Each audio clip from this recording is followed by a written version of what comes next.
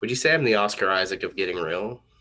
Not even close. Ah, Not man. even close. But like if we were ranking me, you, and Zach, who would be closest? None of us. None of us would be close. Fair. Is this it?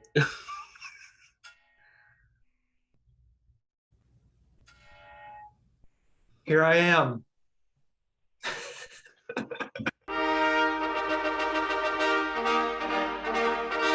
We have finally, Finally. Dune has come back to the movie theaters And streaming. and streaming, which is how I watched it. Yeah. Look, if you're coming in, gonna be one of those haters that's like, oh, this must be a movie that's seen in theaters only. I'm gonna tell you right now, no, because I watched it at home. If you want that experience, it is definitely worth it. It's beautiful to watch on a huge screen.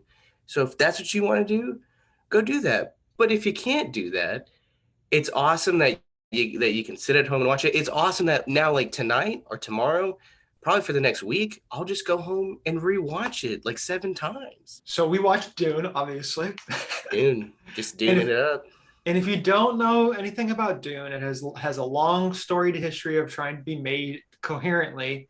The only successful one is the Sci-Fi Channel original, and not. I mean, I mean, David back Lynch's in is a movie. yeah, It's it's a just not. movie. It's a movie. Was it a successful movie? No, I mean he took his name off of it. That's how bad it was. Yeah. Oh man. But then also there was Jodorowsky's version that just never Yeah, came to yeah. fruition. But yeah, so we haven't really got a proper, fully budgeted movie until now. Denis Villeneuve has come in and he's like, look, I want to do the House Atreides justice or Yep. injustice, really, if you think Hmm. about the plot of the movie. Yeah, yeah. And he's like, let me do it. Look, I knocked Blade Runner out of the park, so let me try this. And I gotta say, before I even explain the plot, it's a lot. Yes. And this movie doesn't even scratch the surface of what is gonna happen. I compare this a lot to like this this generation's kind of Lord of the Rings, or hopefully fingers crossed. But it's like because Peter Jackson loved Lord of the Rings. I mean, huge fan. Denis, huge fan of Dune. So it's like, let's do it right. I love this story.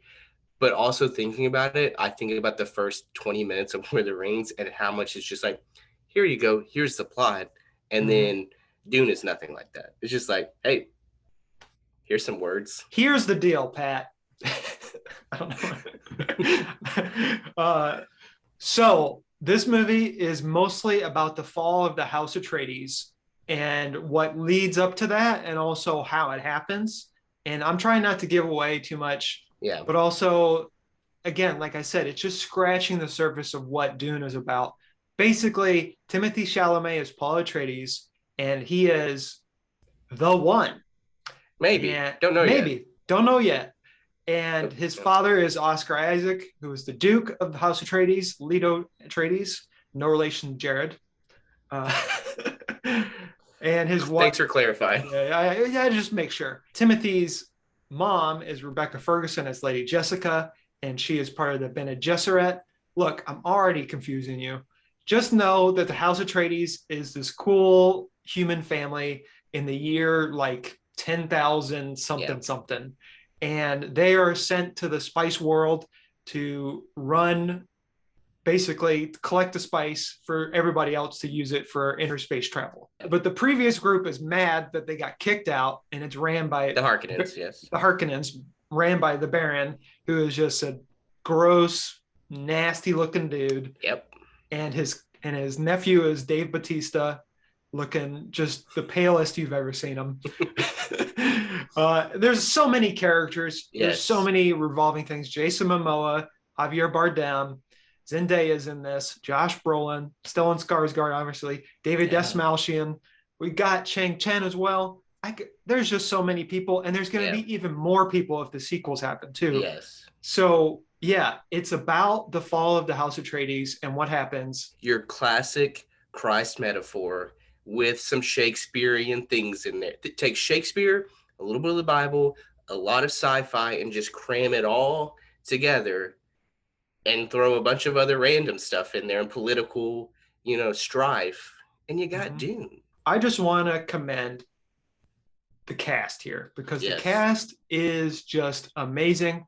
Timothee Chalamet always is playing the emo sad boy. This is like he's like preparing for this role because Paul is an emo sad boy Yeah. with a twist. To the cast credit too, it's like they are saying the most nonsense things half the time. But you believe it's like they are, and that's what is so great about this movie. Everyone is all in. Like everyone is so behind Denis, like that they're like, this is Dune. This is our movie.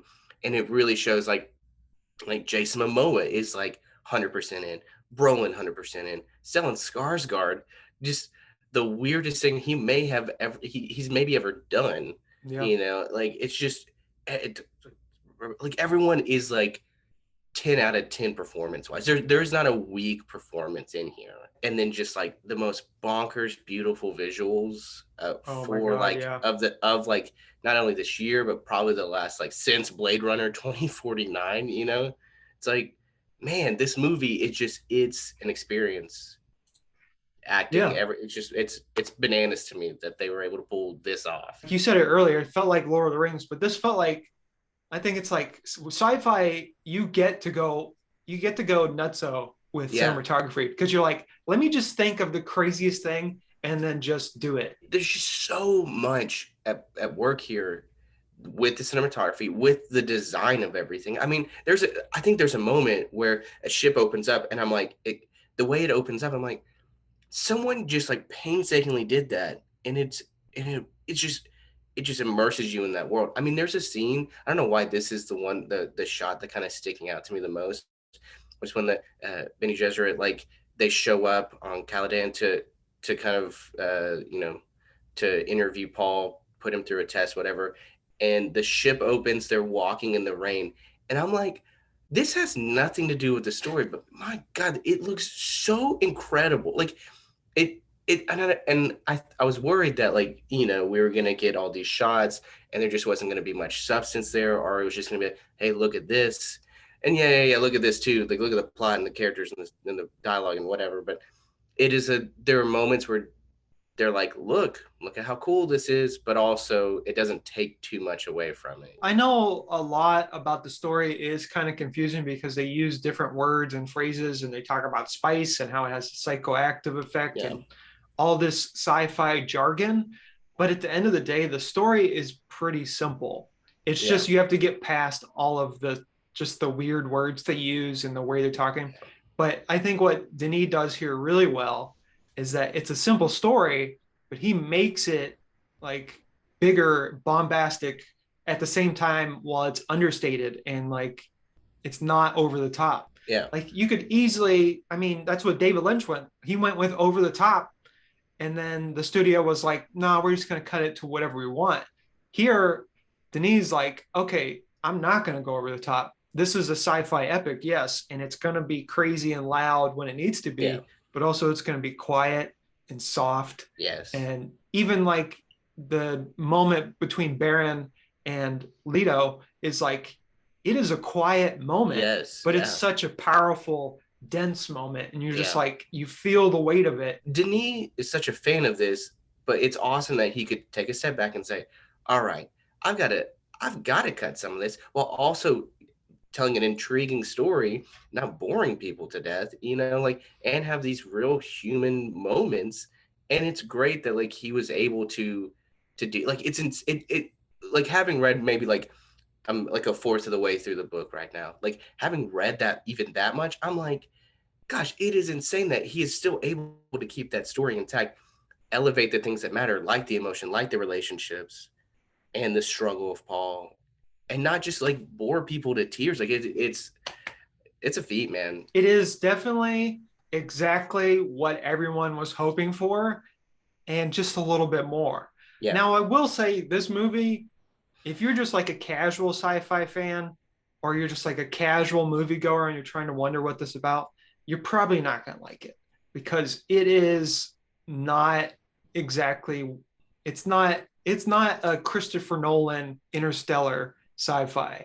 And I get that. I think though, I think there are people, if you're willing to be on board with this, if you give it a chance, if you just say, hey, you know what, this is an experience, I think they will be okay. Now, yeah, again, there are people who are gonna be like, this is weird, I don't like this. Yeah, But I think that again, and I know it's weird comparing the two because this is in no way like a superhero film whatsoever, but it's like I think that we've had enough build up with like weird superhero stuff. And we have had things like Lord of the Rings and Harry Potter and and Star Wars, that it's like all these things that were probably inspired by Dune, not Lord of the Rings, obviously, but like we've had these things that kind of like have made it easier to get on board with this stuff.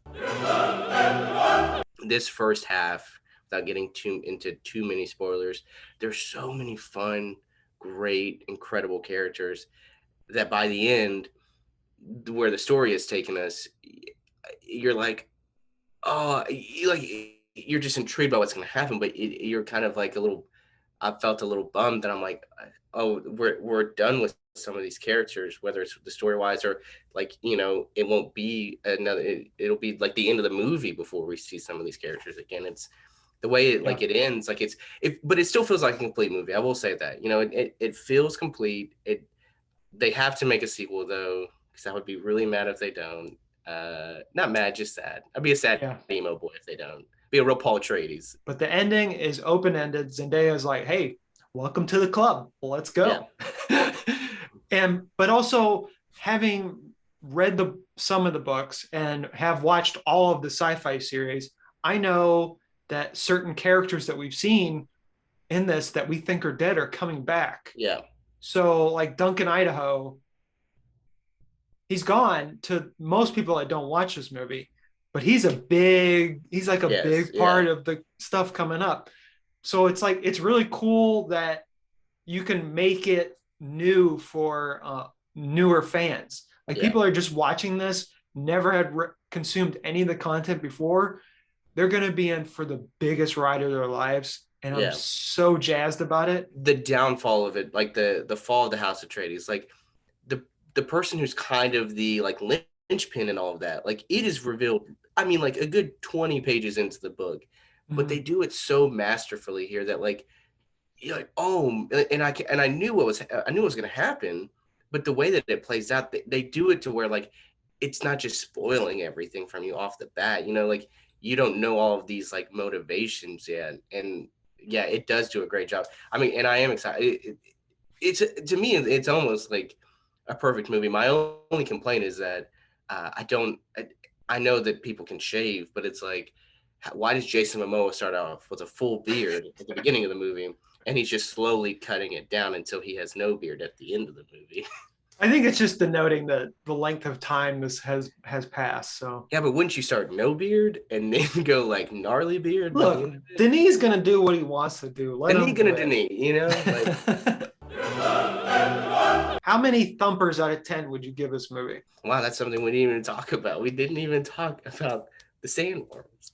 Um, so I would give this, man, I love this movie, and I know this is just my heart saying this, but like straight up, like to me, at like a 10 out of 10 thumpers. It's plus one incredible Oscar Isaac beard for good measure, So uh, yeah, I'm Yeah. like all the way. I'm 100% in. You know what? I'm gonna agree with you. 10 out of 10. It might change as I watch it later on in life, but you know what? Right now, it's the sci-fi epic that we need. Yes, We got and our Lord of the Rings. We got our superheroes. We need a sci-fi epic. yes, and there's just so much that we didn't even talk about. Like, please go experience this, like the Hans Zimmer score, Oh yeah. the more of the visuals, the characters we couldn't really get into, like that is like just go see this movie or watch it at home. Like whatever you do, I will say this: maybe don't watch it on your phone. If you have the chance to watch it on a on a TV, please do that. When they get to Arrakis, just crank your heat all the way up. Like get that thing to a good 95, 100 degrees in your house and it'll be the most immersive experience of your life. Just watch it. Just watch it in a sauna, and you'll be good to go. You're just wiping the screen. No, what's happening? I don't know. Wet. Un esercito di prodi